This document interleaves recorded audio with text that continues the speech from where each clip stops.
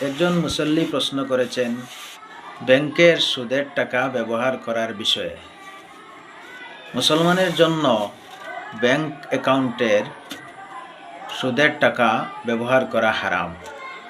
বাধ্যতাবশত ব্যাংকে যদি ইন্টারেস্টের টাকা জমা হয়ে যায়, তবে এই টাকা তুলে নিয়ে জনকল্যাণমূলক কাজে, যেমন রাস্তা, নালা, নর্দমা, গণশৌচাগার ইত্যাদি তৈরিতে খরচ করবে বা গরিব মিসকিনকে সওয়াবের নিয়ত ছাড়া দিয়ে দিবে।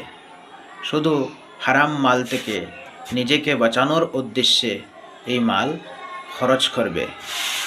এই মাল ব্যাংকে রাখবে না। ব্যাংকে রাখলে এতে কোনো ফায়দা নেই। মানুষের ফায়দা, মখলুকের ফায়দার মধ্যে এই সম্পদ লাগানো ভালো। দারুল উলুম দেওবন্দ এবং দারুল উলুম করাচির ফতোয়া অনুযায়ী এই মাসআলা আপনাদের সম্মুখে রাখলাম। আপনারা নিজের মতামত দিবেন।